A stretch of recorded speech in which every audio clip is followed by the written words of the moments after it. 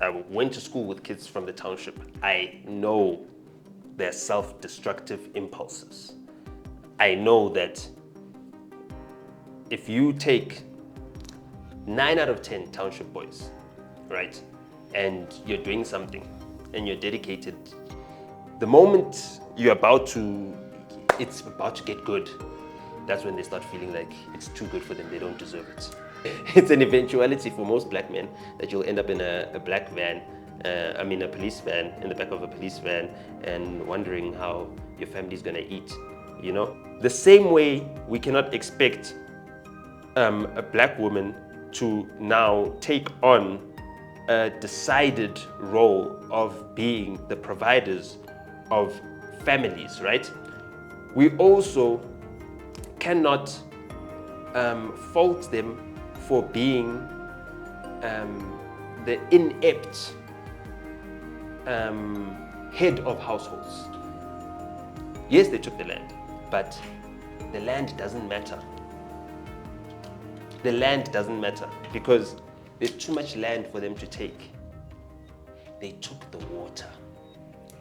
That is why we're poor. We can't farm because we don't have water. In a world where Africans have lost their roots, it has become of vital importance to document our ways.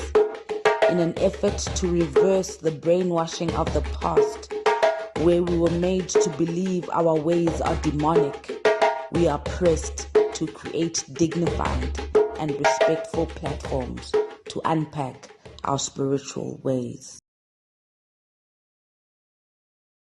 The views and opinions expressed in this episode are those of the guest and do not necessarily reflect the beliefs or position of this channel, its hosts, or affiliates.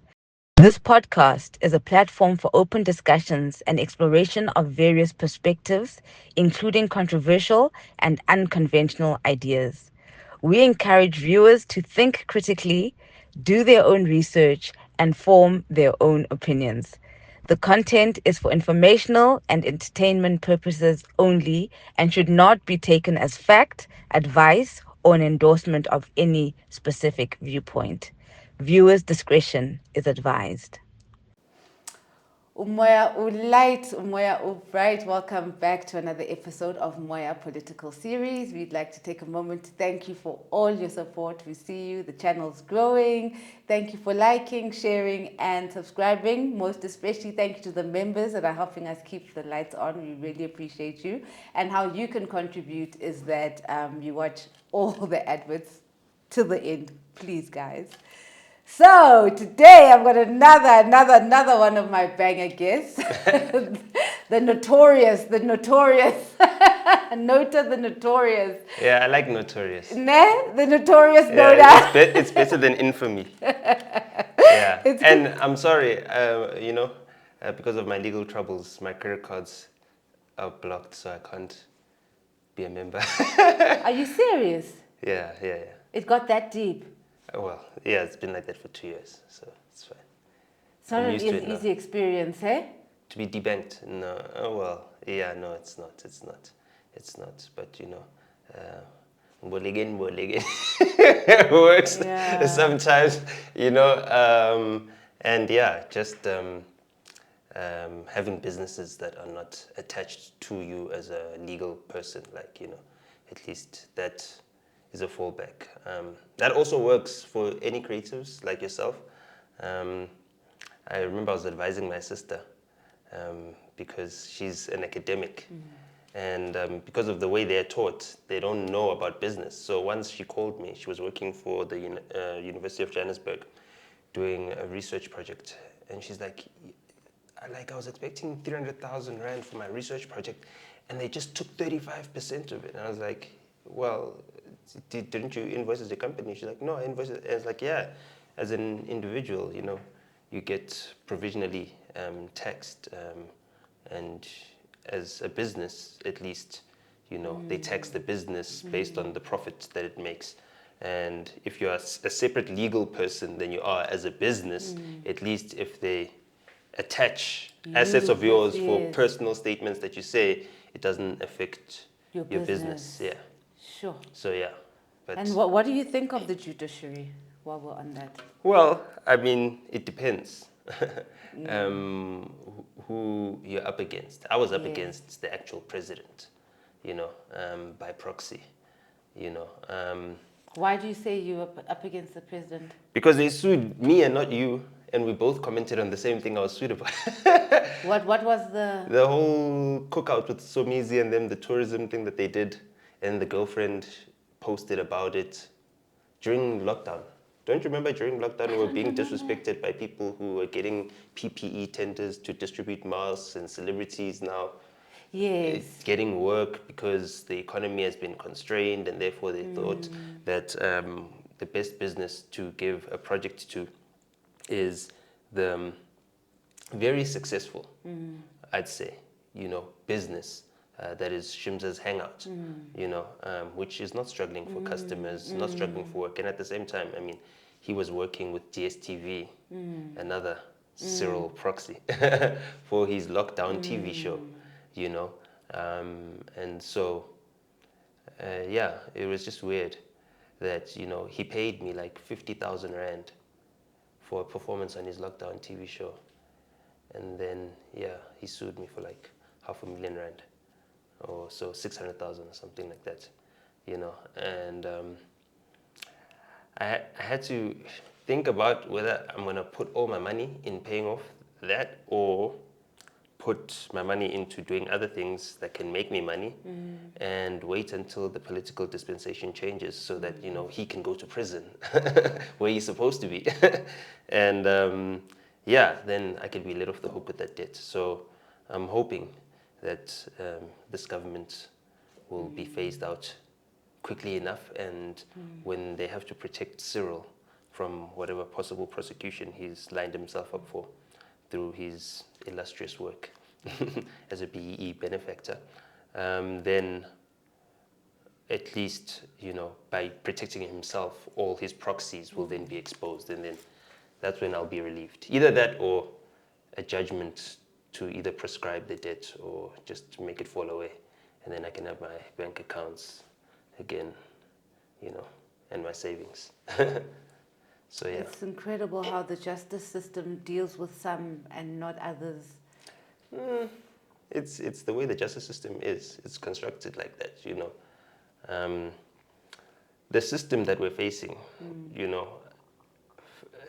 it has a way of turning you into that which you oppose.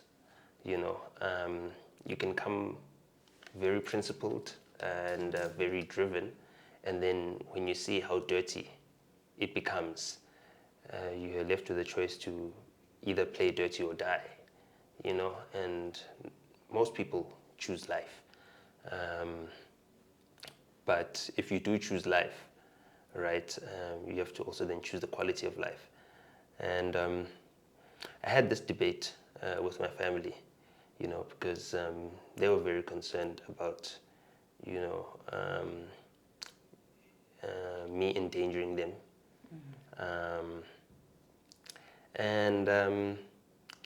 Yeah, it was a very difficult conversation to have, because we've got a very warped sense, and I speak as a Sowetan, even though I didn't grow up in Soweto. My family's from Soweto. My grandmother is born in Soweto. My mother's born in Soweto.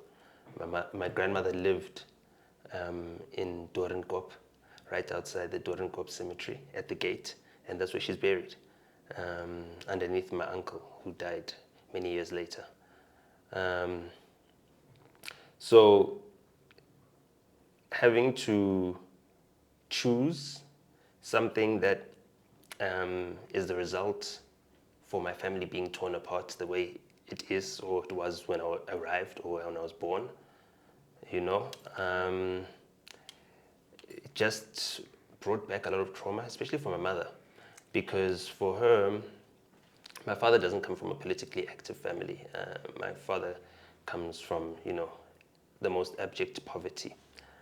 And it wasn't until this past weekend that I realized why my father was poor, or is poor, or my father's family is poor. I never knew. I never understood it. Like, I always thought, okay, we're in the middle of nowhere in Zanin, right? And this is our homeland. This is how it's always been. And, my dad said he grew up poor, and I accepted it because he said he grew up poor. And I never thought to ask myself, why did you grow up poor? You know?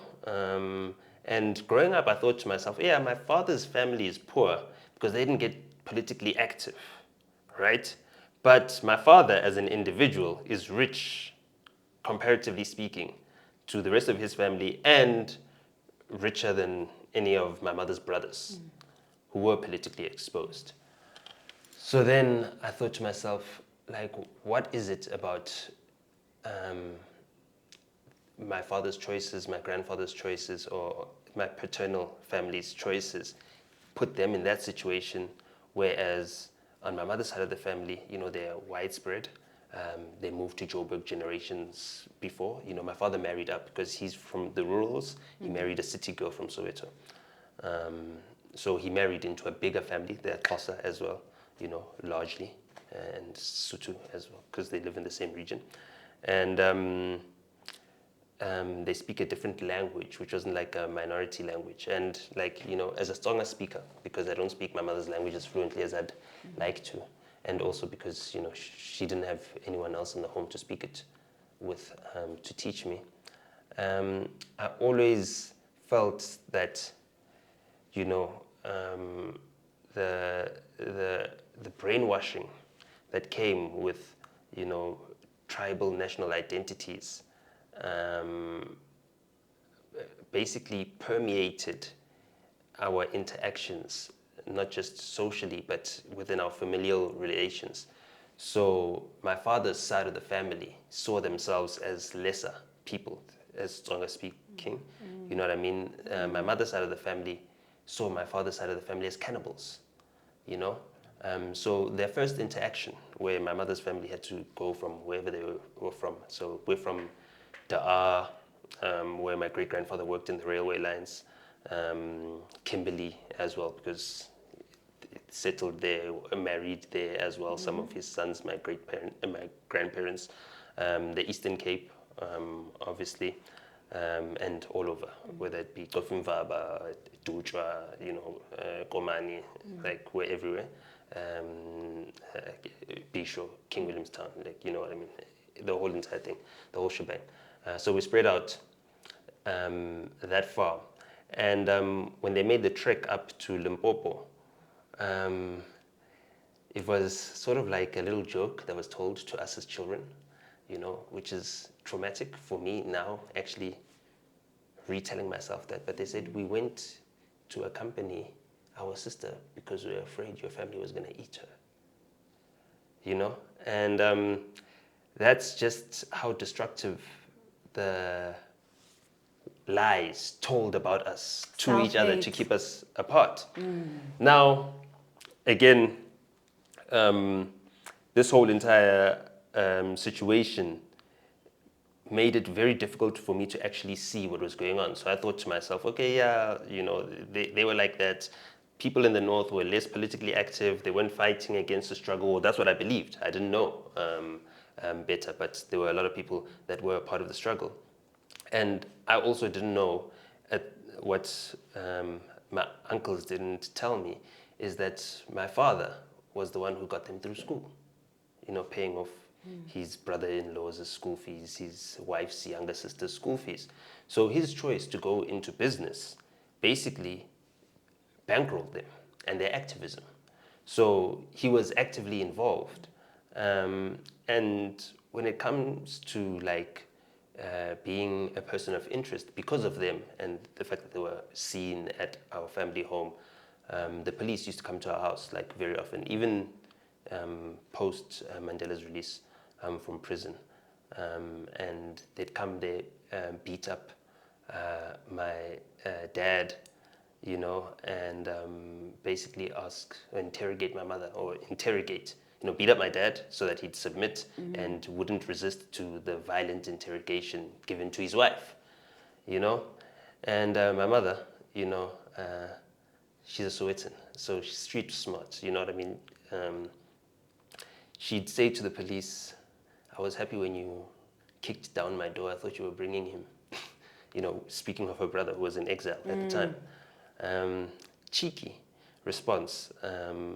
And I guess it fueled the stereotype about Xhosa women, and my mother herself always having the last word in the household, to my father's annoyance as well, was told at that point that, you'll never get the truth out of a Xhosa woman. And so that really messed up, my identity growing up as a child. Because I want to lean into all sides of me. But each of the sides looks at the other side as anemic in some way. And so now, coming to understand that whole entire point of departure, I'm my mother's firstborn son as well. So I guess I got coddled a little bit more by my mother, but for also different reasons. And the way in which she coddled her boy sons is different from the way in which, is normally expressed by a mother who's, overly bearing, or it wasn't like that. My mother coddled us by taking us out of Soweto as her boy children. So she raised my sister up until my sister was 9 years old. My sister had the first 10 years of her life in Soweto. And she said it was almost impossible to do it for my daughter. It will be impossible to do it for my sons.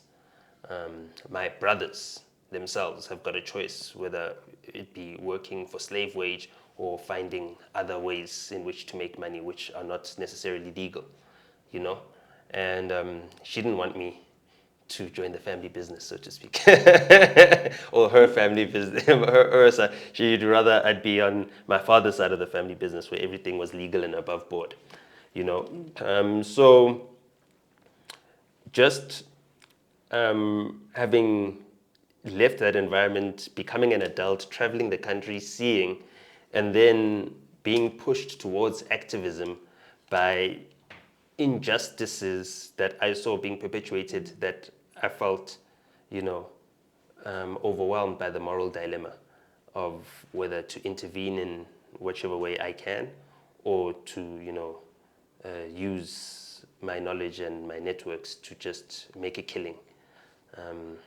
while everything around me crumbles. And so I chose the former, which is, to be an activist. And, my sister, anything that's got like a logical reason, she'll support it. You know what I mean? Like if I say I need 5,000 rand, she'll be like, no, I'll never give it to you. But if I send her an email and I say, listen, this is why I need 5,000 rand, this is my plan to pay you or whatever, she'll give it to me willingly. That's my way of manipulating her. Just be organized and, structured. And then, she'll do what she can. But also, at the same time, it took a lot of work as a family to understand our positions as the girl children and the boy children. So my sister, being the firstborn, has the burden of being the example for the rest of us. So she needs to go to school. I get sent to UJ at some point in time, I'm going to study, and then I decide to drop out. You know what I mean?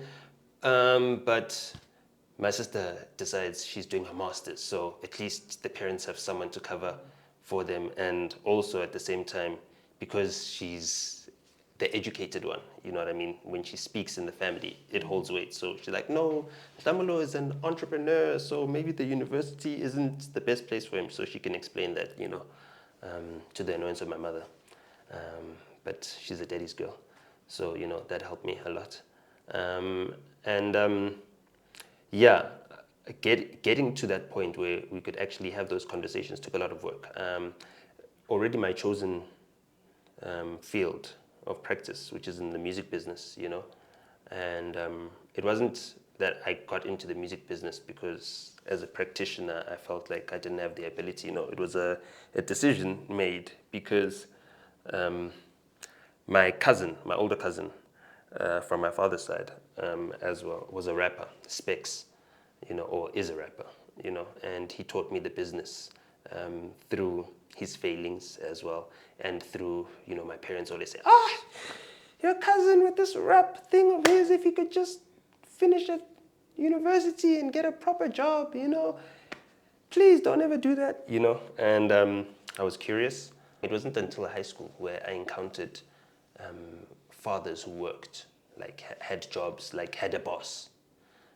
So when I went to the private school that I went to for primary school, practically all the dads were entrepreneurs, if not the moms, either captains of industry or they were top executives, directors at the SABC or wherever it may be. You know what I mean? This is like pre-white people getting rich, when things were still being set up that we didn't understand, when the state was still being privatized and put in their hands to run businesses. And so for me personally, I never had any inkling that I would have to ever prepare a CV. Not that I didn't, but I did, but growing up, that was never like even a possibility. Like I need to work for someone else. Like what the hell? You know what I mean? I have an issue at school. My dad gets called. He's there in 30 minutes. He drops whatever he does. You know what I mean? I don't have those issues. I go to high school, and it was a bit of a social experiment, the high school that I went to, because my parents didn't want me to be a coconut. Two things. My mother doesn't like anyone calling me a cheese boy, and doesn't want me to be called a coconut. Not that I am or not, aren't. She just, she finds that very insulting because the way in which she raised us was not to be that. You know what I mean? Not to be better blacks. Yeah, okay, yes, but I mean, just not to look down on our cousins and who grew up in the yeah. But in the way she because the way in which better blacks becomes now is like now when we're adults. But when she was teaching it to us, it was like I never knew DKNY was like an expensive brand until my cousins thanked me for it, because every Christmas our clothes that we got last year we'd passed down to our cousins. You know what I mean? And my cousins knew what DKNY was. You know what I mean? For me, it was just clothes. My mother went with her friends to Singapore to go shopping, and they're like, "Oh, things are so cheap in Singapore." This was at the start of black people traveling and living the life that they'd seen whites lived for so long. And with that, the decision on where to take me to high school was something my parents knew I would not like. I wanted to either go to St. John's, Kids, St. Stephen's, whatever the case may be. I didn't know my parents' financial situation at the time, and I was unaware of it throughout primary school. I only found out in 2020 that I was bursed through primary school. I didn't know that growing up as a kid. I just knew that my school is too expensive and it's the reason why my parents are bankrupt, and therefore I must behave. So now coming into the space that I come into it with a lot of guilt. So sorry, where did you end up going to? Raucol here in Brixton. Metropolitan Raucol for high school. So it's a school decidedly for previously disadvantaged children, but with high learning potential or high aptitude. So you take an aptitude test. So all the best kids from all the schools in Riverlea, Westbury, Soweto, Noordgesig, you name it, all the way Protea, Lenasia, apply. It's like, whoa, if we can get you into this school, that means you can be an accountant, because this school produces CAs. It has 100% exemption rate or 100% pass rate every year. I don't think it's gone below 100% pass rate. It used to be called DF Malan High School. So I needed to be prepared to go there first, so they did that work, even though I was like the only black child in an all-white primary school in the beginning.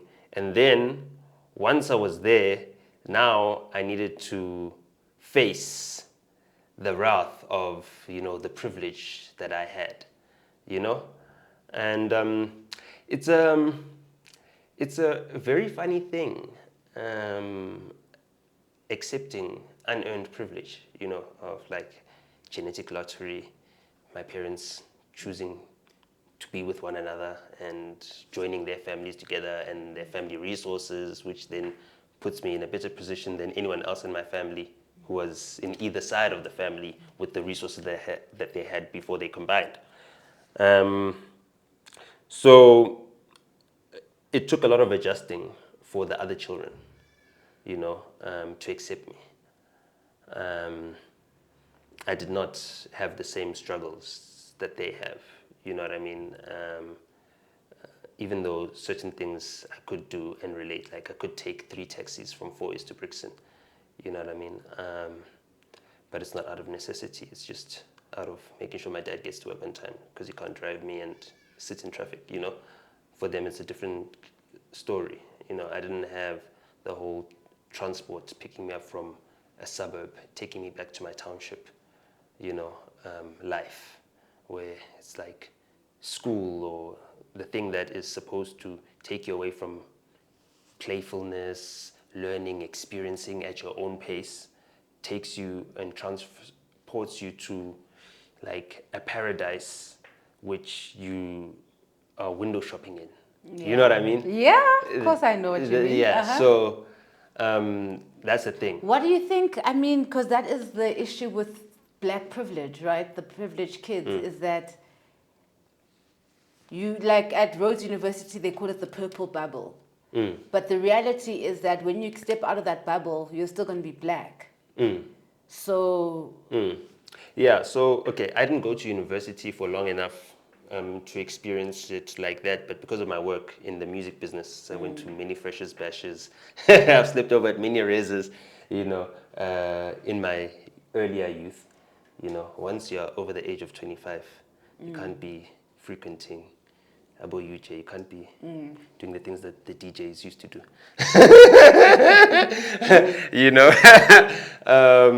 Yeah. So just getting out of that bubble. I think Because it's for almost me, like a double reality that the black child must live.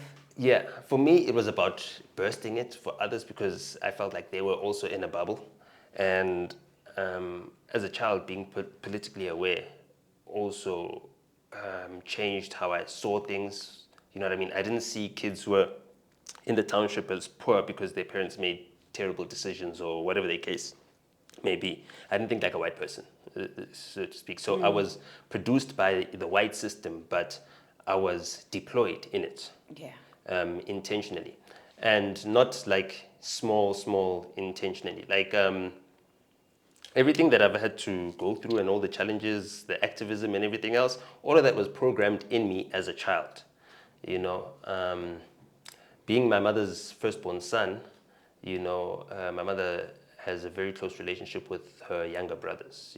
They're like her like children. They're like her real firstborns, like so to speak. They're the first people whose school fees she paid, etc., etc.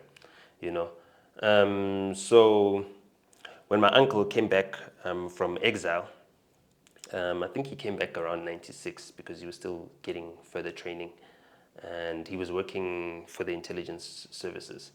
Yeah, and it was pretty weird. I mean, my uncle had resources, money, but we couldn't actually say, what does he do for a living? Like, what do you actually go to the office and do? It's a national secret. But he felt robbed of his role as a father to his children, my cousins, especially my elder cousins who were born while he was, active and in exile. So they didn't even know him. You know what I mean? I knew him better than them. And he also felt unease about, where he just come back from. Because our democratic settlement didn't just come as like, there's a talk and everyone decides and then, this is it and this is how the country is going to move forward. It was very conflicted, you know what I mean? A lot of opposing views. People died for their opposing views in terms of the direction that the country should take, you know what I mean? Case in point being Chris Hani, you know what I mean? And even though I was 3 years old, I remember his death very distinctly because, it rocked our world. It was the day after my brother's first birthday, so my brother didn't have a first birthday celebration. And also, it came a couple of months before he left Soweto. Like we finally moved. My parents decided to rent a house while the house that they were building was getting to a stage where it could be occupied. We occupied it before it was ready. Anyway, so with my uncle's just exposure to so much knowledge, his personal library, which was like a refuge to me because I picked up reading very early. So I'd been reading since 4. So I wasn't reading on the pace of the other school kids. I was reading, I was reading what my sister was able to teach me to read, There's a 6-year gap between us. So it's like big. So when she was learning school and by the time I could start speaking, she was just teaching me everything. So I picked up things a lot faster. I went to school at grade 4 level reading. So I started school at grade 4 level reading.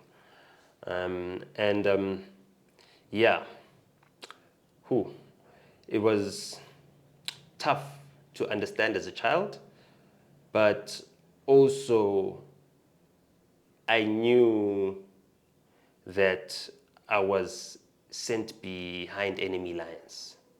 So I couldn't share the stuff that my uncle was teaching us, you know what I mean? And it wasn't just my uncle, it was my uncle and his best friend. His best friend ended up becoming the premier of Gauteng and is currently the head of policy for the ANC, David Makura. So when they would have meetings, they used to have meetings in Midrand, right past the Olifantsfontein Highway, there's DBSA. Yes, and one of my childhood friends, his dad was a director there, like one of the top bosses there. So they used to have their meetings there. And my uncle got a house in Noordwijk. So after their meetings, they'd have braais and everything else. And I don't know what it is about adults, but they were kids at some point. I think they'd remember that when they were kids, they'd also overhear the conversations of adults and then think to themselves, so I'd overhear everything. And I was very aware that whatever we're seeing on TV when we're seeing the ANC come together and everything else is completely different. You know what I mean? It's real war. So now entering this space, with the confidence of those in my family that felt like maybe I was prepared to be an activist or to, either go into politics or whatever the case may be. I felt that my resistance to the school that I was sent to for high school then dissipated as soon as I understood how it aligned with my mission or my assignment, And I think the lesson that I learned, especially in pre-primary school in creche, my mother used to be very, very scared that I'd get poisoned, as a child. Like, I should never leave my lunch tin unattended or anything of the sort. And it wasn't just out of a mistrust of other black children, but knowing what had been done to condition us against one another. My mother's side of the family as well had privileged because they worked for a Jewish family. So my great aunt, my mother's aunt, my grandmother's younger sister, worked for a Jewish family that hired all their daughters. So my mother got hired, my aunts got hired, and they were part of what preceded the current SA Human Rights Council and the media company behind that. So my mother worked at Speak magazine, which is, I think, a pro-feminist and woman. It was before I was born, I think, in the 80s. So they gave me ways in which to protect myself, which then became part of my personality. So, like, my mother would always tell me, be helpful to all the other children.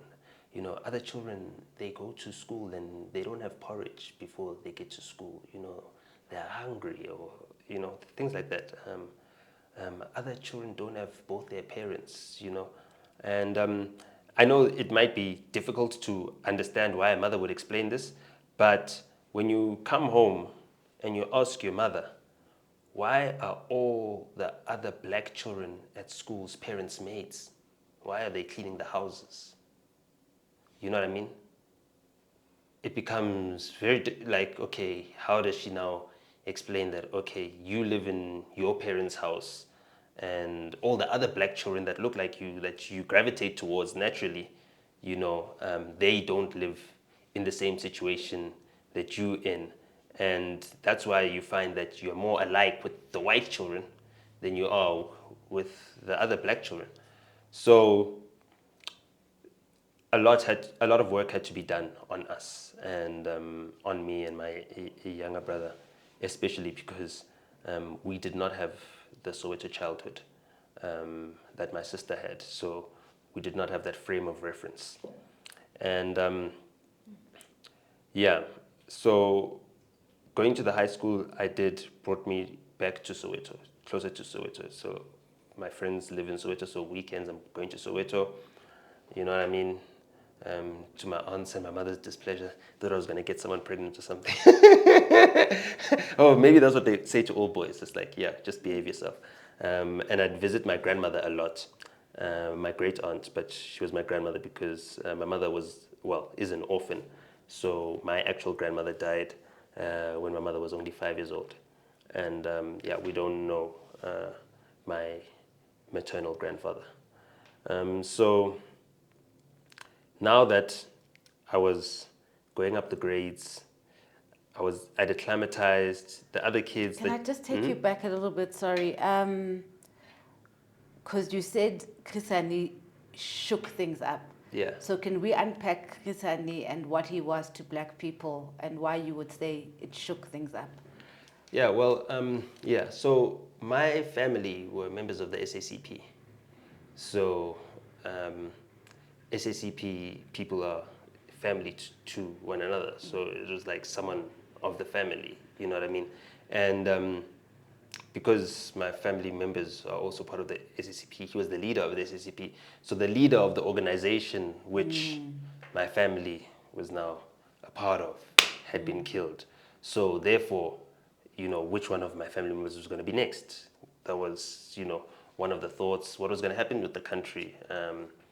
The SABC was still SAUK at the time, so they were spreading narratives about the Swart Kafar. You know what I mean? It's so funny because we'd be like in Soweto, and then we'd be watching the news of what they say is happening in Soweto, be like, hold on, no. Where? We're at the bioscope today. Like, you know, you know, when there's still like 50-cent bioscopes in the schools, in the township school, they used to have screens in some of the halls. Yeah, so that was my favorite place to go as a kid. Like, yeah, my imagination was formed there. So, and also, where we lived in Diepkloof, on Funduzi Street, like, I don't know if you know Diepkloof, Soweto, Zone 2 especially, so with the Tsonga people stay. So at the bottom of Diepkloof, like, there's like a river that goes through, and there's like, I don't know, like a gorge, you know, it's like split, and then a black chain and everything is up on the upper side. Okay. You know, from where we are. So that's like, as kids, when we were playing, that's where the world ended. You know what I mean?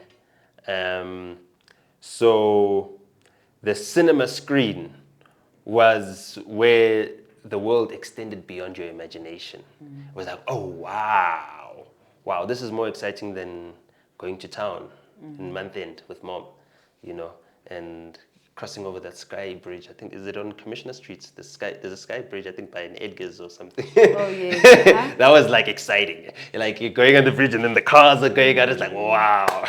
Yeah, no, yeah. But I was 3 years old at the time, so that was exciting then. So that that turmoil was palpable, you know, and I remember it. I was a child, but you know, I was born in 1990, right? So my childhood was so eventful, not just personally, because obviously you're new into this world, everything is new. You're experiencing things, you know, it's a sensory overload every day, you're taking in things, and the township environment is very overstimulating, especially for a child. You know, if you're curious, like I still am, and I was as a child, it's wow. There's a lot you can be exposed to.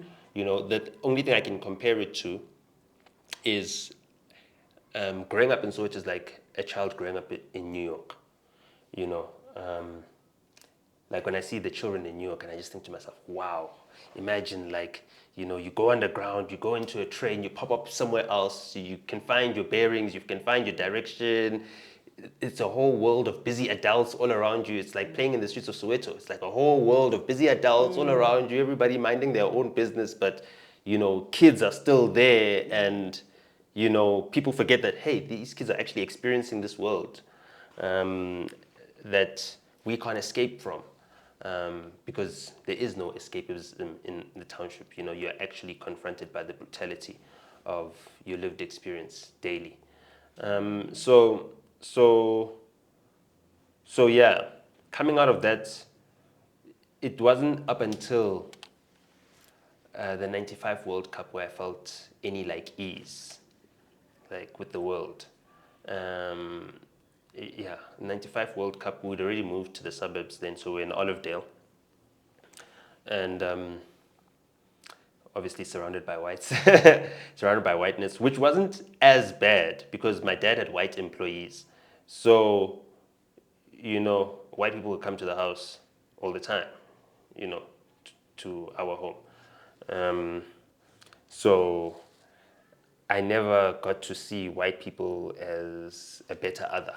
They were just, you know, a different other, so to speak, which I feel like is a privilege I cannot fully explain, especially to people older than me, you know, because they will never ever get that experience. Like as a child, you grow up and you don't see white people as superior or as boss, or it's like boss. Uh, that's a foreign concept, you know, that a white person is boss naturally. And then you grow into a world where that is actually like that is you're the one that's weird, you know, like so 95 World Cup happens, and yeah, we're all neighbors, we're all happy, everybody's happy, you know, and yeah, that was the start of the Pleasantville phase of my life in white suburbia. And, you know, as a black child, where we were in such a minority that we were never threatening to the whites, so they'd be welcoming and they'd be nice, and, you know, they'd smile, and, you know, they'd be extra, extra nice. Like, you know what I mean? Like, I'd be invited to every white person's house to sleep over. Like, in fact, in primary school, there isn't a white person that was in my class whose house I didn't sleep over at. You know, I think they were just like, oh, yes, we've got this. There's a young black child. We're moving with the times. We're progressive. You know, so they could cosplay Black Sash using me. You know, my school did that too. So when my school had a photo op, obviously I'd be in the front, and I'd be presented when they were interviewing kids at my school. You know, I'd be front and center, you know, but not undeservedly. I won't lie. The white kids, their lived experience didn't teach them much, unfortunately. I mean, just even the basics, like making your own breakfast. Like you know what I mean? I mean, does your mom know how to make breakfast for you? Without Mavis. Yeah. Yeah. So, that Chris Hani moment stayed with me.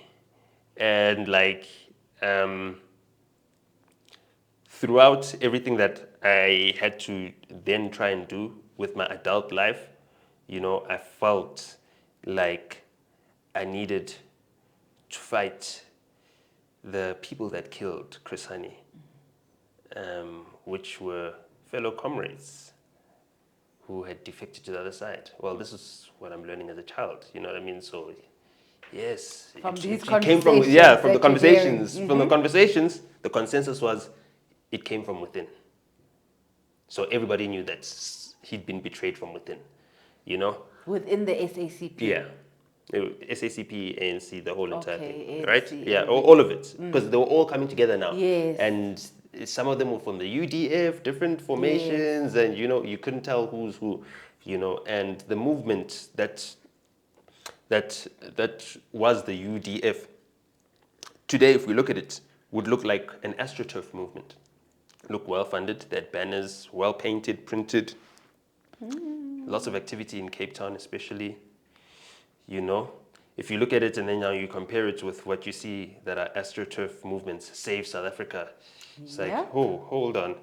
It looks like the exact same playbook, same thing, So that's why I was unaware. So that's why the next year, so after this, Chris Hani has passed away. And I know we've skipped back and forth, but Chris Hani has passed away. 1994, the elections come, right? And, I said this on a podcast and people made jokes about it, but they didn't understand that context. Now that I've explained it to you, you'd understand why, as a child, in the household, they're saying, the ANC has betrayed us, the ANC is doing this, the ANC is doing this, the ANC is... People in the ANC, what's going on within the ANC? My family members, some of them are involved, you know what I mean? So the ANC looks like a mess. So now, when it's 1994 and I ask my dad, who are you voting for? And he tells me ANC, I'm like, what? What are you saying? No, we're voting for Mandela. Like, he's the only good guy, right? He's the good guy, right? So that became the bone of contention at the election debate. And, my father did not know how to explain it, because he didn't explain it to me. Because he should have just explained to me, like, President Mandela is the president of the ANC. So if we vote for the ANC, then President Mandela can become president of the country. You know what I mean? I only learned that later. But then also, through my own journey, I then realized how organizations work. I start my own record label. I work on a record label with other people. Now, when you're a part of an organization, but like, is seen as a business endeavor, but it's actually a cultural endeavor. Like, we don't actually make music to make money. We make music, so that everybody knows that we're going through it collectively. You know what I mean? You're tapping into the collective social conscious. Yeah. You know what I mean? It's like, yo, this is a dipstick. Like, is everybody else feeling this? Are we all feeling like us? Namali, you know what I mean? Are we all feeling like I'm a place, our ANC are taking the loves of our lives, And that's what makes the music resonate. So, again, because of what we're doing functionally, it's a business. I go into the business being who I am and my upbringing, coming into that. I also go into the business knowing that I'm going into business with people who lived and grew up in the township, their whole lives. I went to school with kids from the township. I know their self-destructive impulses. I know that if you take 9 out of 10 township boys, right, and you're doing something and you're dedicated, the moment it's about to get good, that's when they start feeling like it's too good for them, they don't deserve it.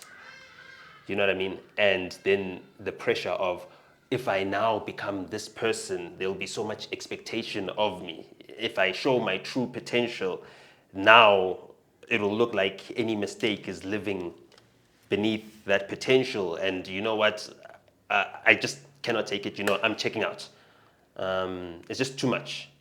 And that's what happened. So like I knew that that would be like something I'd need to contend with, and it's an eventuality. But also at the same time, like I knew that, and also like the people that I worked with are all older than me, by like a couple years, 3 years, 2 years, 4 years, you know.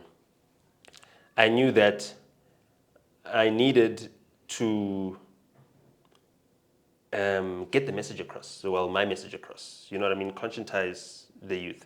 Um, it was what 2012. 2012. We're in an office here. Bada Bing was just around the corner from here, in Malvo. We're in and I wrote a song, like a chorus for a song. We were experimenting because I've got some white friends. So we went to this other group, Lockenville. They were very big. You know what I mean? At the point in time when we were entering the music business actively. And they were like, yo, there's this crap trace that's going around in America from Atlanta, and like, this is going to be the new thing. It's going to revolutionize hip hop. Like, all the rappers that are hot, the Jay-Z's and all of these guys, they're not going to be hot once this trap thing blows up. And back then it was like still blowing up on SoundCloud, and SoundCloud wasn't big in South Africa, but So we made this song, and on the song, right, I was writing lyrics, right? And then when I'm writing a lyric, I wrote it, I say, boom shakalaka, ubananga manga Mr. Cool on this number, so butalezaga, eh. So it's like, okay, we've got some capitalist intentions, right? And then abasithus labafana baboost abantwana thina sifuna ama-underage. So basically the line was like, these guys who are balling and paying for the girls that are giving them The attention underage girls. are not scaring us because we don't like underage girls. Oh, okay. You understand what I'm saying? Okay. And we're not going to be that. We're now varsity okay. age. We've seen Emma Lokshini.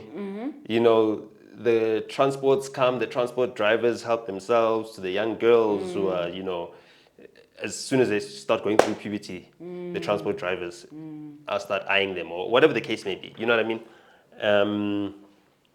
So that was like saying, for us, well, if you're going to UJ between 2009 and 2015, right? That's when our student years were, when we're supposed to be students, actually. Then we were saying, we are cool. And we go to all the nicest parties, and yes, we party with nice girls, but all the girls are our age mates. You understand? And we also don't have to spend for this company. And unless you're doing that, you're not cool.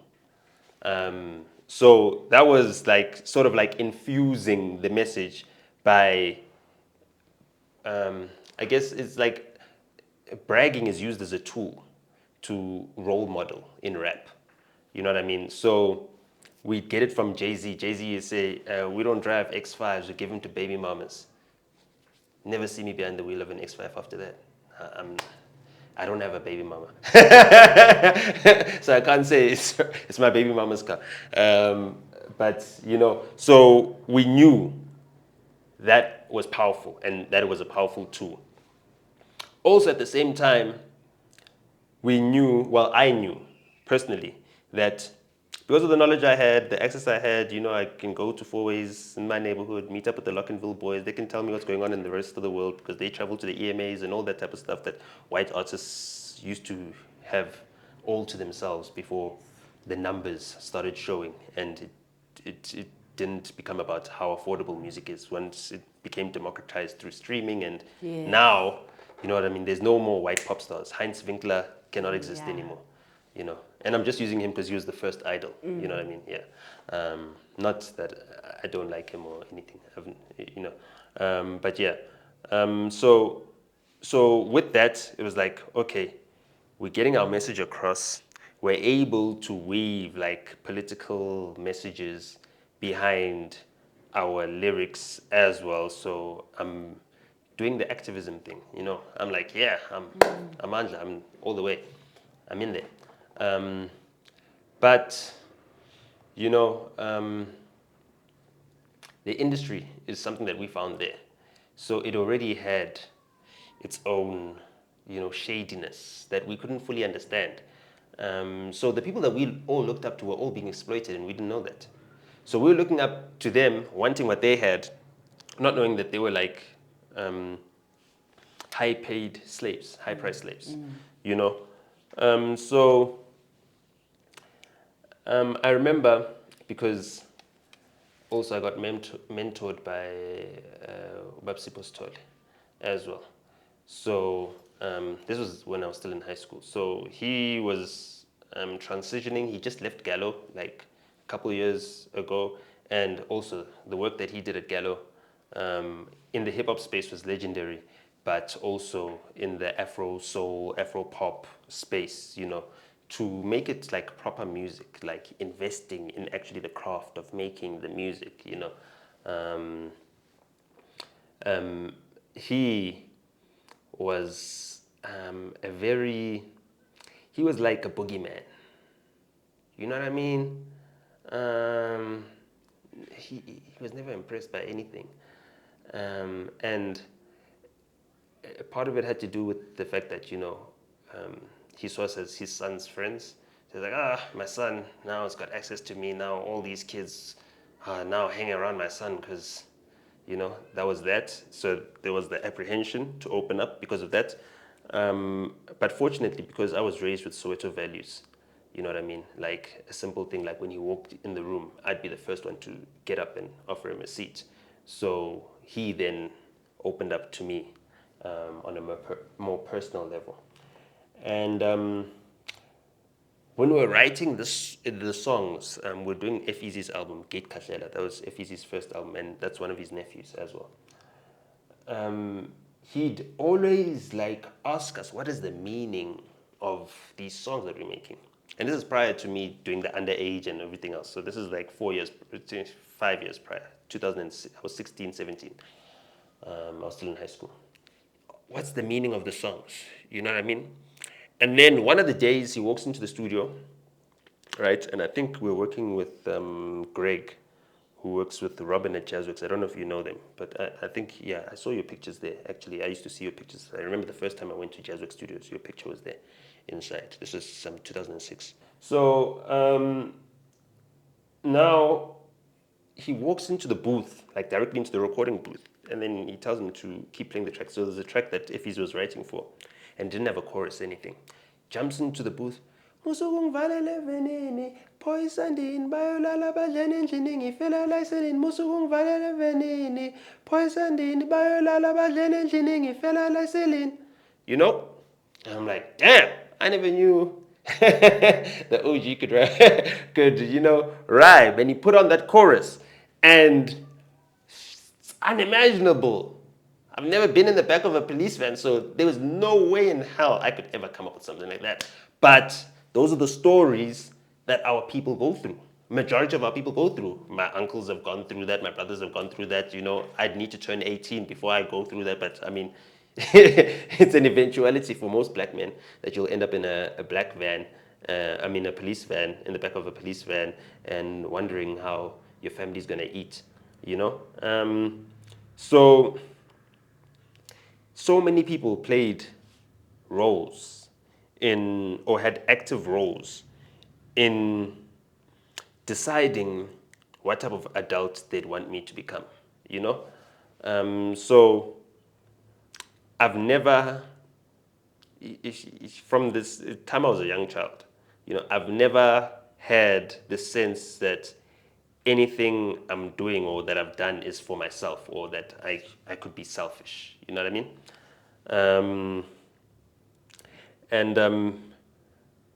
Yeah, so that has been a good thing in that, when I do get challenged, when I'm like, oh, really, did I really need to speak about this? Did I really need to write myself a R1 million debt? you know, um, when I think about that, I think that, you know, if it didn't matter what I was doing, then there wouldn't be so much opposition. And also, if I wasn't making an impact as well, then, you know, no one would be offended. So that encourages me. And also, I guess, just in the back of my mind, knowing that the worst it can get is, you know, going back to my dad's. That's as bad as it gets. Okay, you know, at least it's not under a bridge or something. That sense of security is emboldening, you know, and yeah. And then also my sister being a high achiever and academic, you know, at least my parents could brag that they educated their child. You know, not just their child, they educated some of my uncles, you know, obviously my cousins as well, from rural Limpopo. Um, um, my second eldest cousin who came to live with us in Soweto when she was 13 and I was just born to help out around the house as well. She's an electrical engineer with a master's degree in electrical engineering. She's one of the top engineers at ESCOM in distribution. Her younger brother, um, who school fees were supplemented by her earnings because she then got a job, right? He's a mechanical engineer. He graduated top student in mechanical engineering in his year. You know, rural guy, didn't know English until I taught him English in Joburg, you know. But just because you don't know English doesn't mean you're not going to be the top student in the entire country. Not at TNG. No. English is not a measure of intelligence. You understand what I'm saying? So like he's a Saimeki guy. Like he's got the badge and everything else, you know. First time I ate a 3-course meal was at the presentation of his plaque, you know. It was a real grand, you know, occasion. And we're like, I think there were 3 black families in there. And the other black families were people who were already in the Saimeki institution. And like he was this new entrant that came into it.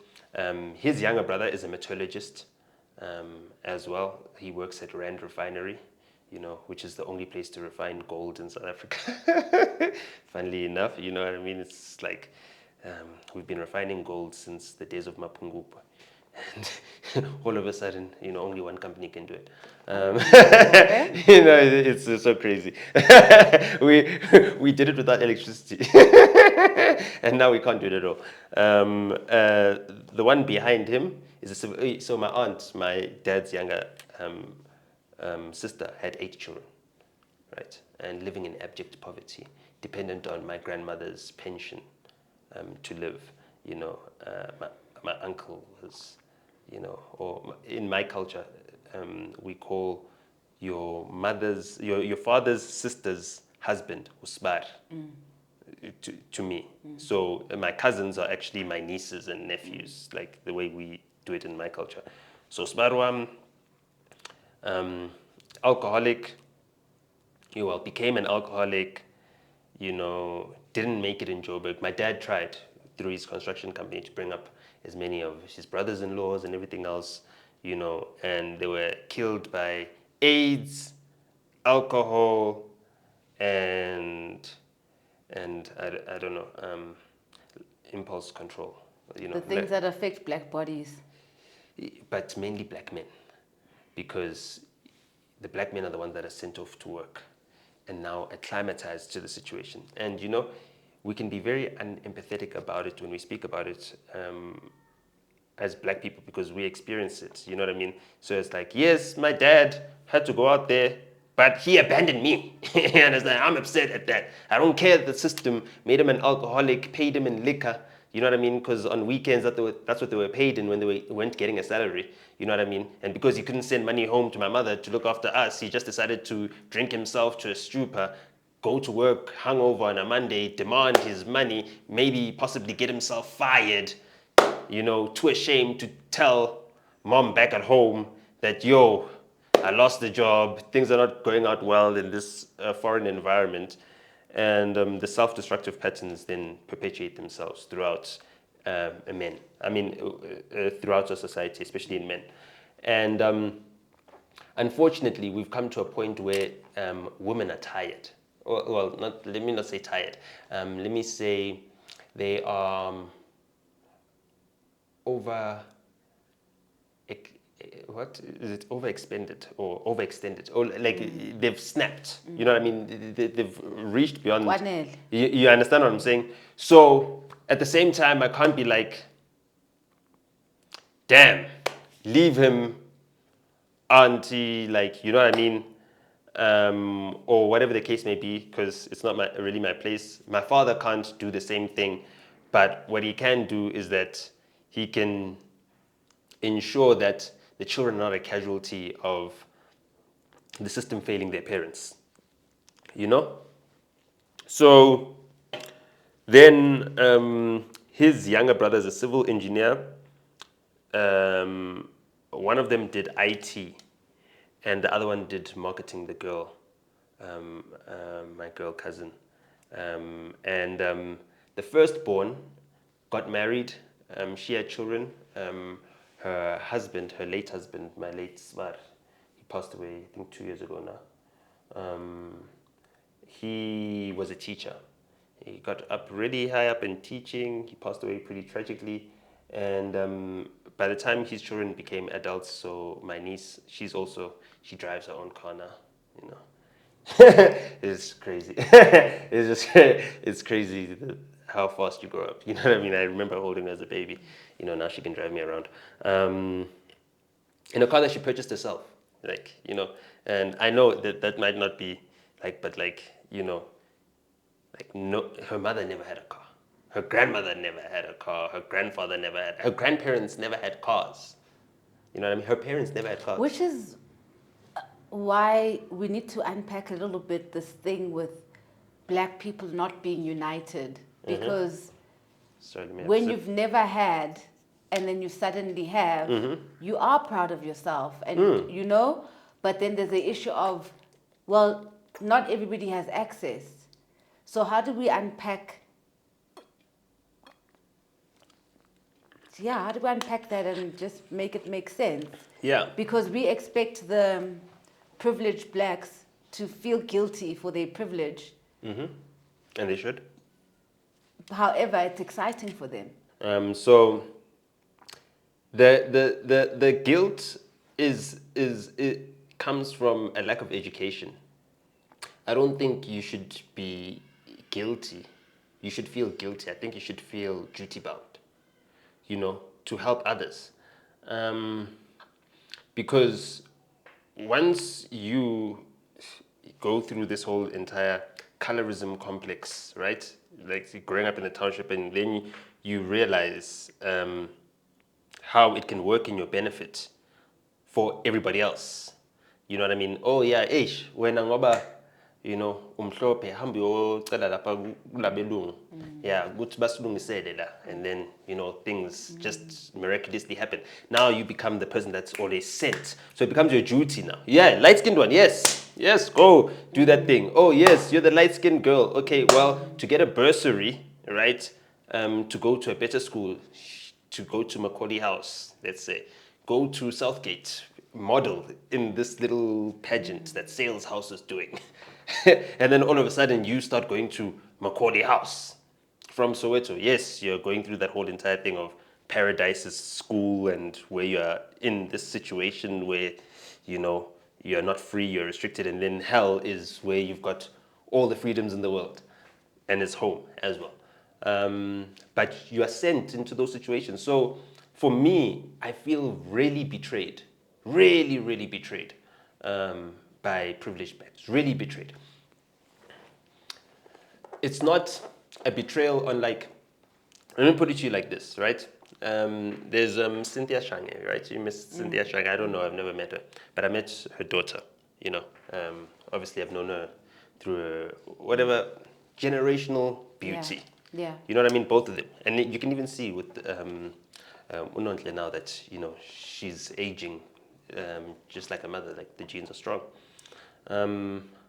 So there was her, right?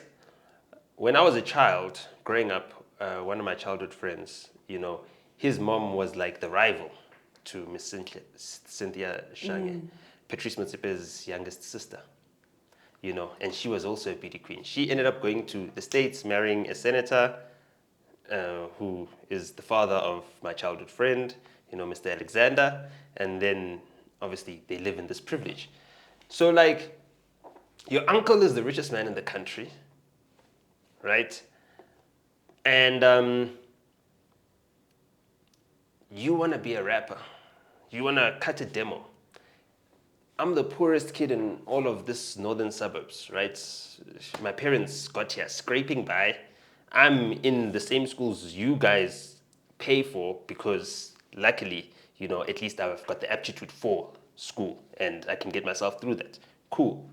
I'm fortunate. I'm just like a normal kid from Soweto who gets bursted, except I get bursted and I get to live in a house in the suburbs, which my parents are over indebted and, um, one paycheck away from bankruptcy every month, living hand to mouth, a black tax paid in 4 different provinces, around the country.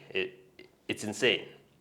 And yet, I still feel duty bound to do and give more. I don't say, hey, Dad, you can fund me, get me a studio and everything else. I say, okay, I'm going to start my business. I know that the kids that get opportunities are the ones that live in my neighborhood because all the studios, all the businesses, all the advertising agencies, the whole thing is here in Bryanston, on between William Nicol and Main Road.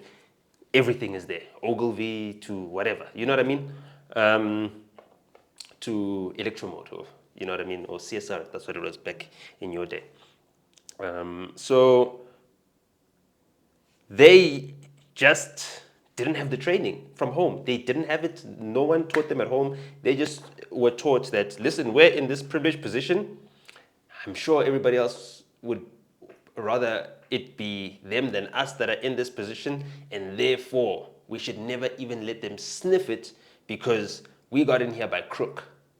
So because all of them got there by crook, the actual guilt is the fact that they got there by crook.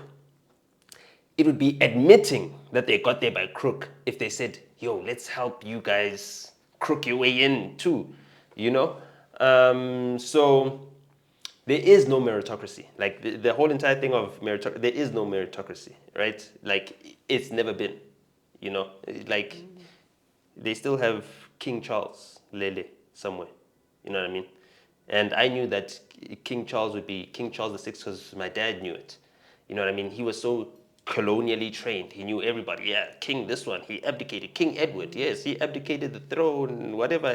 He married an American, you know what I mean? Then King George came in, and then Queen Elizabeth came. My dad knows everything. He knows John F. Kennedy, what was happening, the whole entire shebang, you know?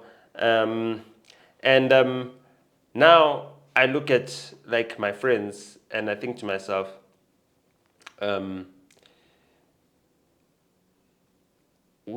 if let me not say when, because they might think I'm an anarchist. But if this country burns, they're burning first. They're the first ones to burn. Yep. You know what I mean? There isn't a township in this country, right, that I haven't been to because of my work. And also, when I traveled into those townships, we weren't traveling there to make money and get out. We're traveling there to actually make connections, network with people, do business. And the type of business that we did business with our contemporaries, other black business people. You know what I mean? We weren't going into the restaurants or the establishments owned by white people. We'd rather work with other black businessmen. And if they didn't have facilities or establishments, we'd rather partner together, then do something together in all these remote areas and show, especially the kids in the township, that it was possible. So the people that we saw doing it at first was Abo Mzegezege and the whole TS Records crew. But that was cosplay. You know what I mean? Because you then realize that, oh, these guys are actually indebted to these other white puppet masters, or the record labels or whoever who gave them cash to look like they were making it in business. We actually didn't have record label advances. We weren't selling CDs. We got our money off the internet. We were like the first internet age kids. So we were actually making money direct to consumer. So we were actually making our money. Like it was real money. We had festivals, 20,000 people. We know what it is to count the ticket sales of a 20,000 person festival. And it's not because Corona, whatever, or Red Bull, or whoever else, Jägermeister. No, no, no. It's us, and it's the community that we're in. That we're actually living in, and so for me, I always felt like when their parents die, these rich kids, these privileged ones that are supposed to be actually doing the duties in the community, they'll have nothing. And they'll be even worse off than the whites because the whites have had this for longer. So a lot more of them have prepared their children, to live a life of privilege, to maintain that privilege, and to spread it around far enough to create a buffer, so that the dogs don't come for you when they come. And that's their bed to lay in. They've got no respectability at all right now, because another thing that we did deliberately is that we made it cool to come from the township and make it from the township while in your township. You know what I mean? We didn't want to be uprooted from the environment, because I also had the complex visiting. Like, my sister stopped visiting long before I did because she was older than me. So let's say by the time I was 12, my sister was 18. Now, when she goes to visit 18-year-old, for example, Florence, who lived across the street from us on Funduzi Street in Diepkloof. This is 1991, 2, 3, right? When she goes across the street to go visit her, the conditions that she's been living in, she's now drinking alcohol because there's a shebeen actually at her house. You know what I mean? Her mother used to sell alcohol. They used to sew the upholstery for taxi seats as well. That was another business that they ran. Her peers are left so far behind,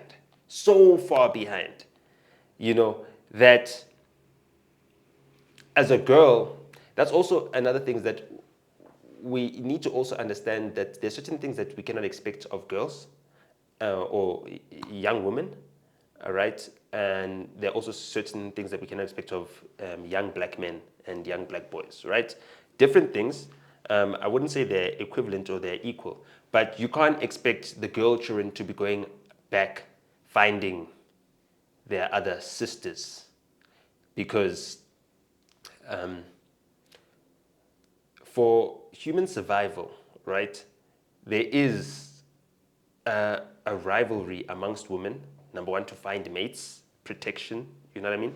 And then also, because it's like, it's a lottery in terms of finding a good man. Not because men are bad, right? But particularly black men emerge from a system that has criminalized their existence, right? To the point where it becomes difficult for them to identify themselves outside the stereotypes that are convenient to lean into, because now I'm like everybody else. I'm like one of the boys, And so for my sister, I can tell how difficult that was. She literally had to divorce a part of her childhood and then now just immerse herself within this new environment. Now, she's also experiencing this new environment the same way I am, but I'm experiencing it as a boy. So as a boy child, if all the other kids are richer than us, right, or my dad, or whatever the case may be, it's fine. I'm gonna be richer than my dad. I'm a boy. Whatever my dad's got, I'll have more, so it's fine. But as a girl child, like women, the way in which society has worked, women didn't have credit cards until the 70s, 90s in South Africa, So already, women are away from opportunity and are trained to seek a provider and not to provide for themselves.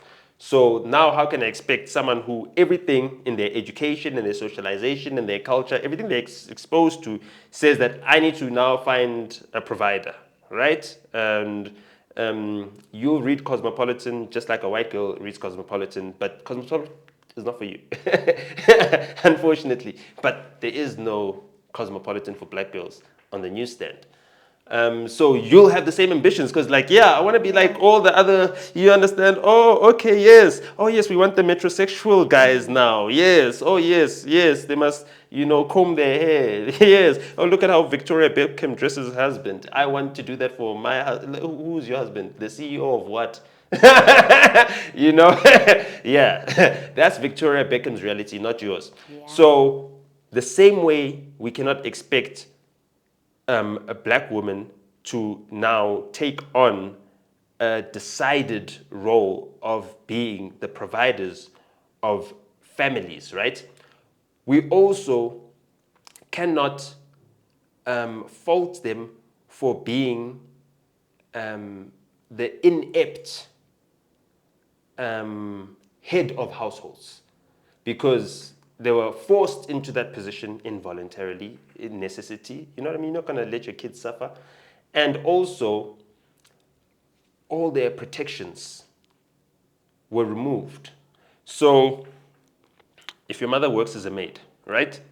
And also, please don't take offense, and I know a lot of Moya viewers. I also find that we use the word helper, right? But we pay people. And if we're now reducing their work to help, we're disrespecting the contribution that they make in our families. And that's why, you know, you know, um, uh, when I was married, my wife wouldn't mind demanding however much, 10,000 Rand as a wife allowance, right? And then out of that 10,000 Rand, she'll pay someone 350 Rand a day, twice a week, monthly. So what? 700, yeah, 2,800, 2,800, right? A month. Out of that 10,000 that she's now paying like 30% of it to someone else to do all the job that she wants the wife allowance for. And it's like, that's a betrayal. You're a black woman. You understand what I'm saying? The labor that you do in the house is something that you want a contribution for, and then you employ someone and then underpay them for that. Like, do you understand what you're actually doing, not only to this person, but to yourself? Like, you are saying that if I were to make this effort, this is how much it would be worth. You know what I mean? This is my contribution to the household. So, again, you know, we cannot rely on black women to be in the position to be conscientized of what it is implicitly that they're doing, especially when you thrust them in a system that they need to assimilate to and that they find already exploitative. You understand what I'm saying? So the black woman with a maid pays the maid a higher percentage of her disposable income, but still underpays her in comparison to the white woman with a maid who doesn't earn an income, but has got generational wealth from her own family, and her husband is a captain of industry or somewhere proximate to that. You know what I mean? So it's nothing, you know, that they pay them more. And then, you know, you find,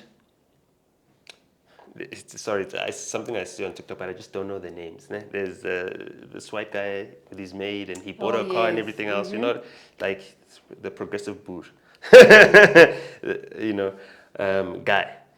You don't see that with black people, not because we don't want to, but we cannot.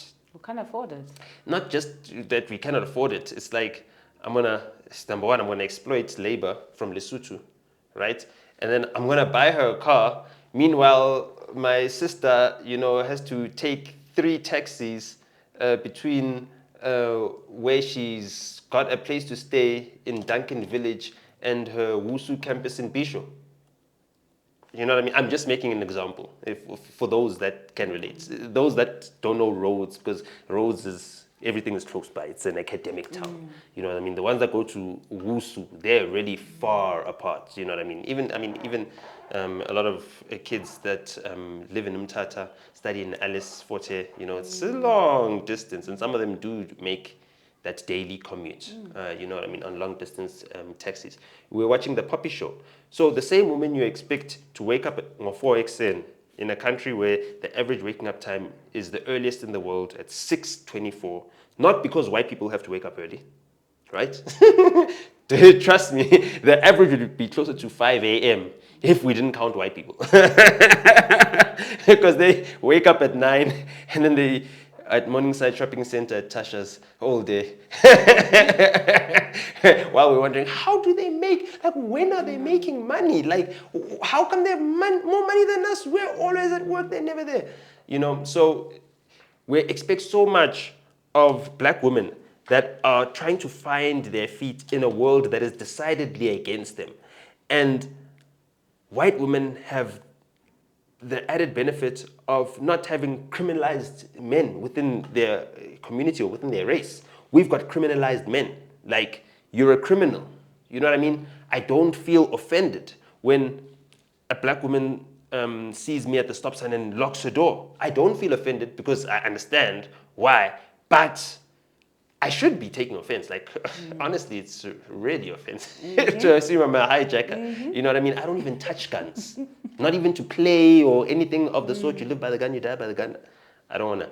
So, there's so much that is weighing on us that it becomes impossible to actually revel in our triumphs. Like, we've got so many triumphs that, we forget about. So going back to me realizing my father was poor. So we're driving back to Limpopo this past Easter weekend, to clean up my grandparents, uncles, and everybody's gravestones,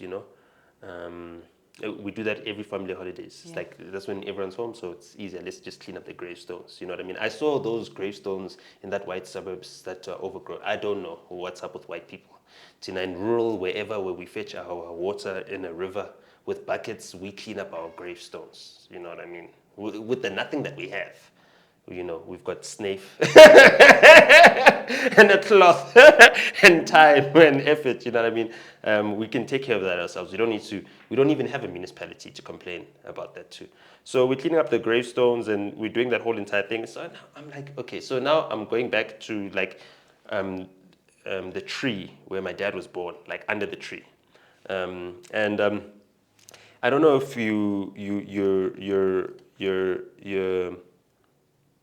you're hip to, what happened before homelands were formed or prior to homelands being formed, when there were tribal like lands, like there were tribal lands that were decided when they were dividing up the farms and I realized my grandfather, well, my family lineage comes from Abu Hussein, which is Hussein Wamitwa. So we are Baloyis with a V. That's our actual clan name from its origins in Tanzania 700 years ago. That's like where our earliest ancestors, the first Tsonga people, come from, 700 years ago. There were no whites when we migrated down here. We migrated because the Arabs actually were chasing us down and we were running away from slavery like the rest of everybody that gathered in the south. The reason why we're here is because we're running away from slavery. The Arab slave traders had come all the way down, down from Ethiopia all the way down to Mozambique. And that's why they pushed us down. And our cultures are here and we live the way in which we did because we did not believe in the type of farming that needed so much labor that you'd need to then enslave people or vulnerable tribes to work for you and produce surplus out of the labor. So this decision of us and our culture of Ubuntu is a political decision. It doesn't come from stupidity. It doesn't come from us being placid. It comes from us knowing the results of capitalism and, uncontrolled feudalism. We've seen it. You know what I mean? We studied it. We wrote about it, thousands of years ago, millennia ago, before there were Bibles and any of these Abrahamic religions, before Father Abraham. We'd already seen civilization through, So now when the industrialists come and they're dividing up Limpopo, what they did is actually the crime, the most forgotten crime. And I'm sorry, do you have another one of these? Sorry, I need one. The biggest crime And I'm glad that I'm saying this while I'm drinking Ntsipi Mazwai media water. They didn't take the land. Yes, they took the land, but the land doesn't matter. The land doesn't matter because there's too much land for them to take. They took the water. That is why we're poor. We can't farm because we don't have water. We can't grow anything on our lands because we don't have water. They took our water to starve us so that we had to buy food from them. And that's the only way they could extract a hut tax where they didn't have the force to do so, is to take us away from the water. So if you look at all the homelands, you look at where the big dams are, where the big farms are, it's like, I'm in Zanin. I drive from Giani. Okay, I didn't drive from Giani, literally, but we drove through the back. So when the government came and they decided their clans and their royal families, and my grandfather and his brothers got banished from the family because they decided they're not going to follow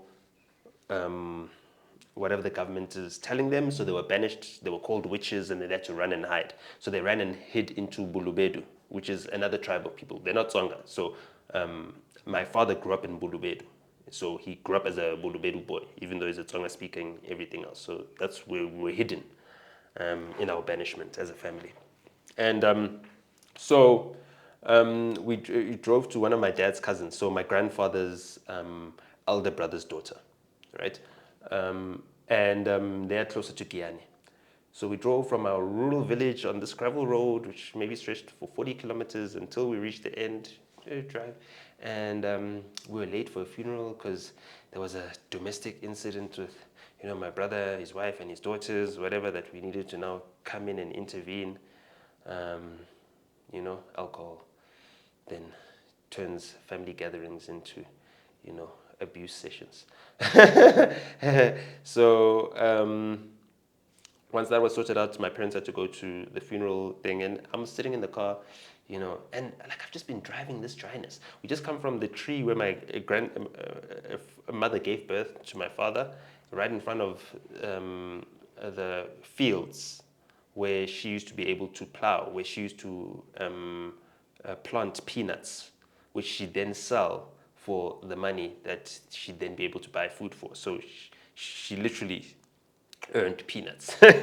Like, it's not a joke. It's like, it's a real thing. So when my dad says it, that context is always ever present in our minds, that he was raised off of the proceeds of selling peanuts. And I'm like, okay, this is quite big. So my cousins have divided up some of the land, and because of the way in which my grandfather came into where he was, right? He was taken in by another chief, so one of the Bulubedu chiefs.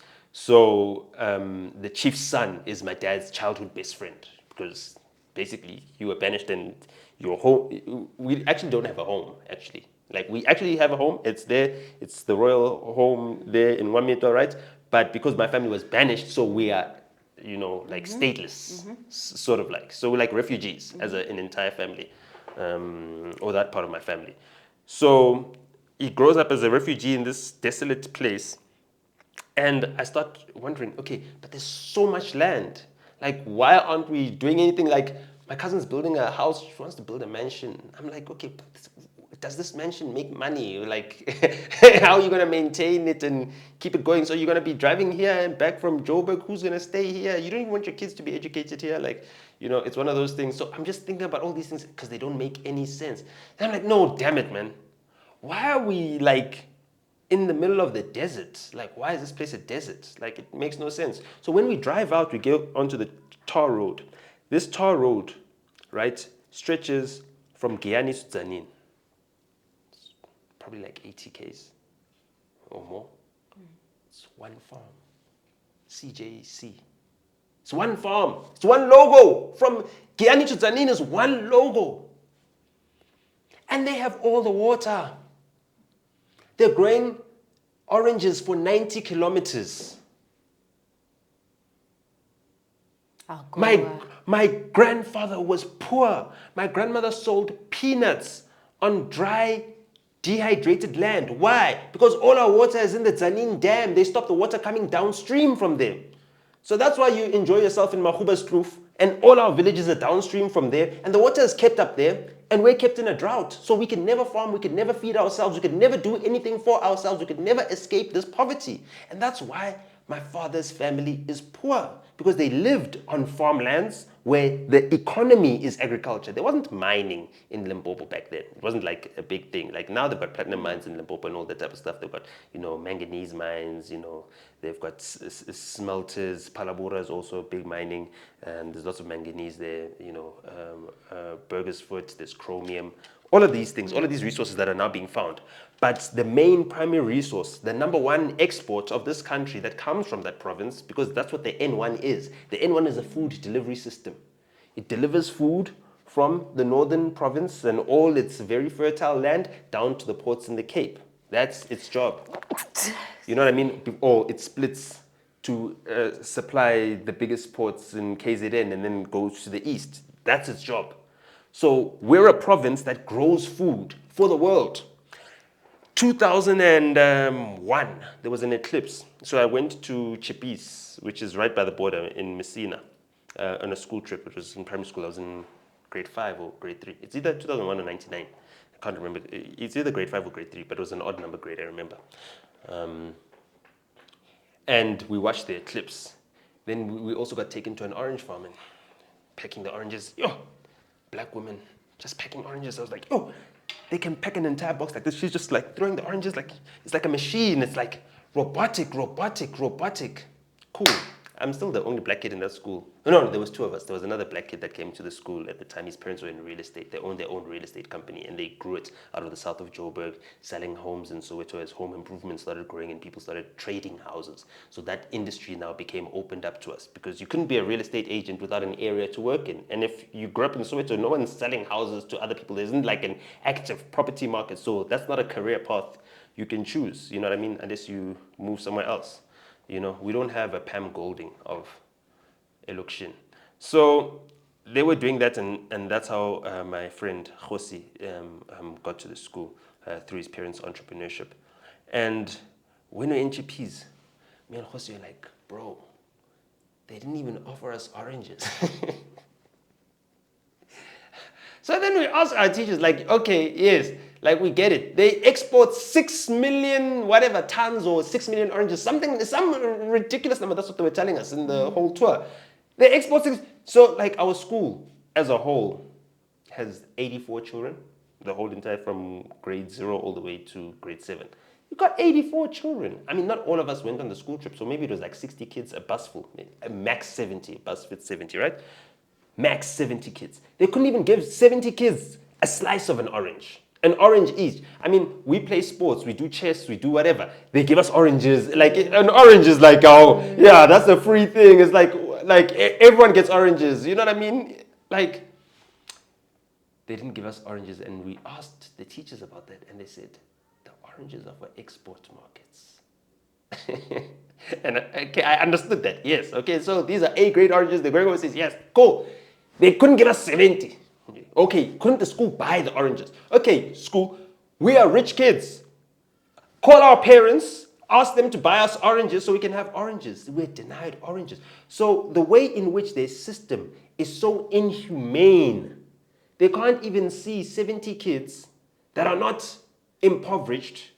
They're not the kids that you're shooting because they're stealing oranges from your farm. I mean, because those kids are absolute savages. I mean, they deserve to be just shot and killed. You know what I mean? Imagine. I mean, we're not even them. Like, we're asking to pay for it. You know what I mean? So what must we do? Must we steal the oranges, be shot and killed, and then our parents sue you and your farm into bankruptcy? Is that what you want? You know what I mean? That's how nonsensical it is. And that's how inhumane it is. So for me, then remembering that, it then made sense that, of course, they were inhumane enough to leave all the water up there and leave us dry. I asked my father as a child every year, why is the river dry? Hey, when I was growing up, the water used to flow up to here.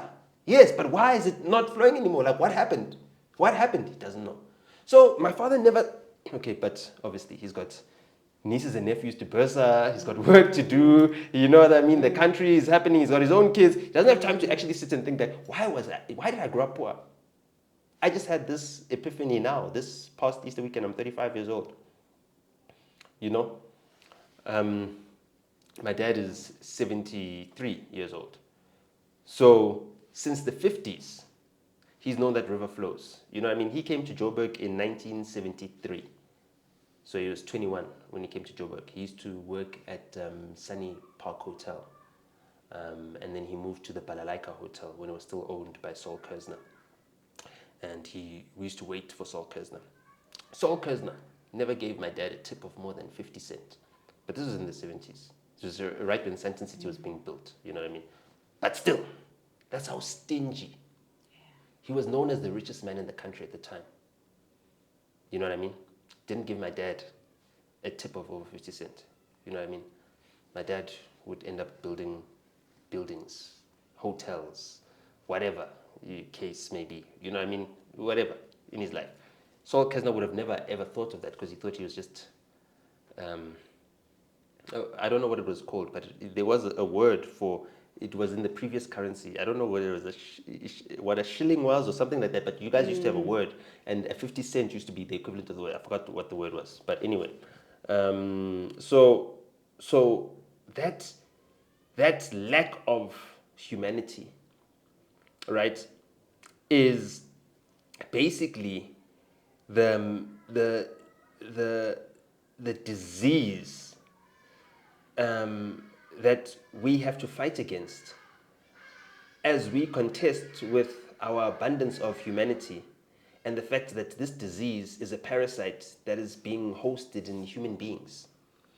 And the worst thing for them and the convenient thing for us is that they've got a different skin color, so it's very easy to identify them. You know what I mean? If everyone who had flu turned blue, very, very easy to avoid them. You know what I mean? These people that have this lack of humanity disease in them all look the same. And they all have the same type of thinking. They all have the same groupthink. And they've got three methods in which they survive. They corrupt, they co-opt, and they coerce.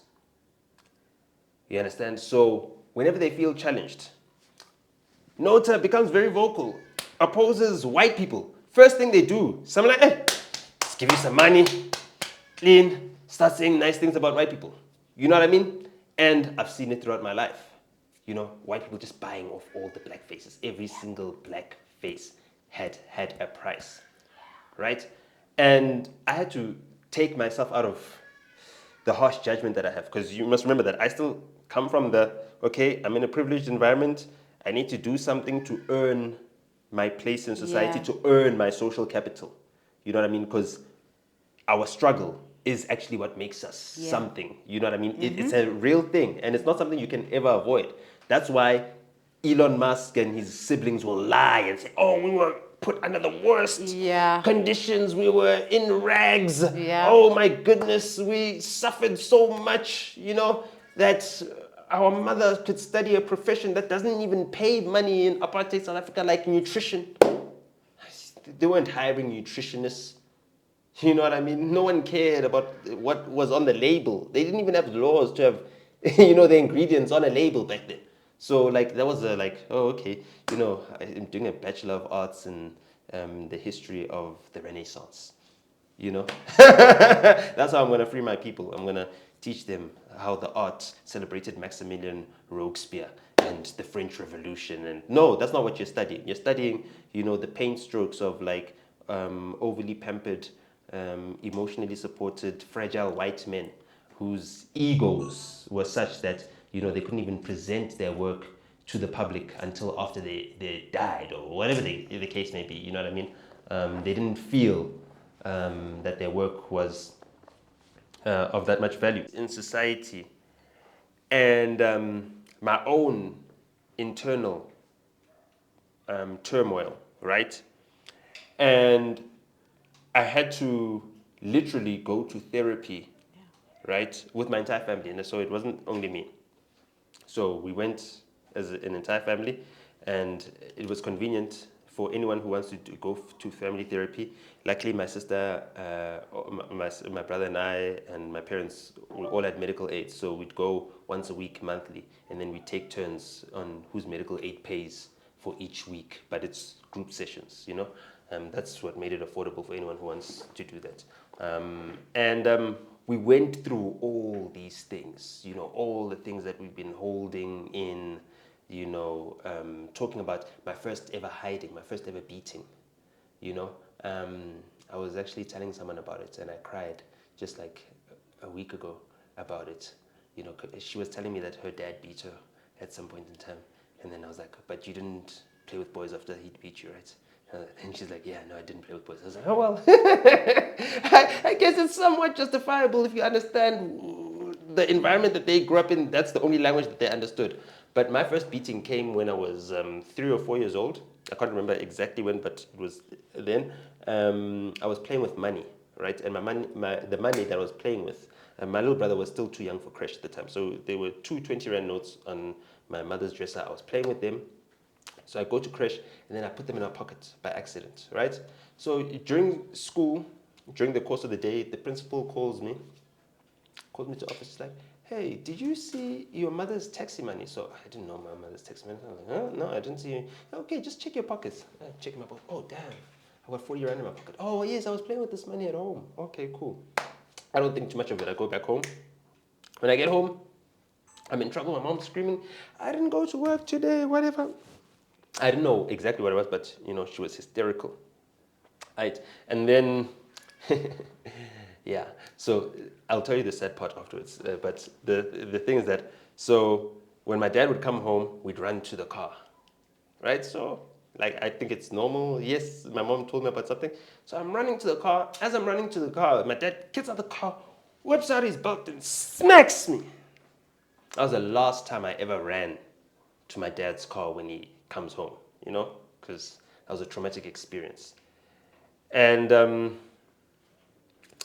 it hit me when we moved, right, suburbs to where we actually lived, like our actual home. We were renting in that place that we're staying in. And we moved to our actual home. The house across the street, there was a white family.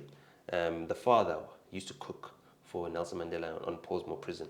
And when Mandela was released, he was transferred to Joburg, and he started working at Luego prison from then on. So although his firstborn son was, you know, angry that apartheid ended before he could be sent to military service, you know what I mean? He had a bat like this, you know, had nunchucks, and then inscribed on the bat was Kafir Slaner. Yeah. Yeah, but we played with him. He taught us cricket, he taught us games, we slept in his bed. There was nothing we could do with the neighbors now. He had to live with it. Yeah, no, it's like real like that.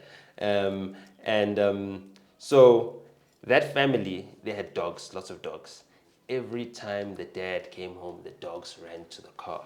And every time those dogs ran to the car, I remembered how I used to be as a little kid when I used to run to my dad's car. And then it was like, ish, that relationship or that closeness that I had to my dad was taken away by that one hiding, you know? And I mean, I didn't get many hidings from my dad, but anytime my dad would give you a hiding, he'd almost kill you. So like you'd avoid it, you know? Like if my mom wanted to give you a hiding, she'd say lock the door. You'd lock the door. You'd give her the belt, let her do her worst. You know, you'll be bruised, cut, scratched, but it's not like you're gonna die, you know, because yeah, my dad, you know, he was avoiding raising kids that are gonna end up growing up in Sun City. We used to visit them only on the weekends. So now understanding the poverty that my father comes from, now understanding the difference between my mother's upbringing, her family structure, my father's family structure, I can now appreciate the triumph because my mother didn't have both parents. My great aunt was with her second partner. My grandmother, my actual grandmother, had children that died to polio in the 50s. My mother was born in 57, so that was around before the polio vaccine was everywhere, right? And I mean, before they invented polio to actually kill us. She has different father. She has a different father, but we don't know her father from her younger brothers, and they all have one father, who was still around and was supportive, even though his ex-wife was late. That that that that basically set up our failure. Our family up for generations of failure. So we don't really have like the example my parents set replicated throughout our family. It's in certain instances. And even in those instances, it's like people who deliberately did it because they saw my parents or they saw my other uncles and aunts who actually maintained, proper relationships, having a nuclear family and no outside kids. You know what I mean? Me, I know for sure. You know what I mean? I don't need to doubt my dad or anything else. I know the man's character. He's not the type of person that would abandon any of his children. Nhlamulo, I think we're going to have to call you for part 2. Oh, sorry. Yeah, hey. I think I this is get the verbal longest diarrhea. episode we've had. Yes. Really? Yes, even our cameras were shutting down. No problem. So we'll call you again to Yeah. finish this, because there are some other topics. I'm sure people also want to hear about the Neanderthal theory, obviously, and yes. unpacking townships and some of the things that you've touched on. Yeah, no. So So we'll yeah, have I to think yeah. I mean, it's a mix-up. Sorry, because my mind is scattered in that way. So I hope you'd appreciate it because you're a lateral thinker. So I hope your audience will enjoy that. And yeah, no, thank you for having this platform. And thank you for being a voice. Your authorship, is celebrated in our household. Your books are in the bookshelf at home. Your work musically as well has been an inspiration, not only personally to me, but to many others. And yeah, as you continue this journey, I'm hoping that you are filling your spiritual cup, because the work you're doing takes more from you than it can give, and it's a thankless task. But thank you, regardless. I mean, yeah, you'll never get what's due to you for the work that you've done as well, and for also holding us, your younger brothers, accountable.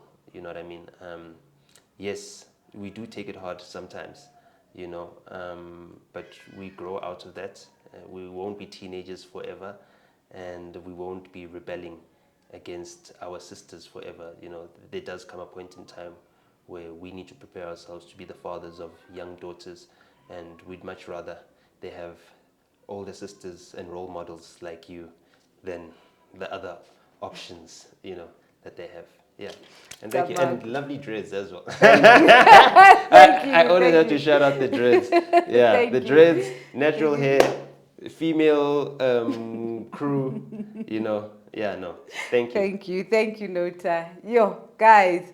So we will have episode 2 with him. Don't worry. You can see he's an avid storyteller. So now at least we're getting to know the man a little bit more. I know you guys were expecting controversy, but now we are actually getting to know the person, which is what the Moya platform is about. It's about cutting through the crap and getting to the spirit of the person. So Moya Ulight, Moya Bright, remember to like, share, and subscribe. And please always watch the adverts till the end. Thank you so much to our members. We'll see you again next time.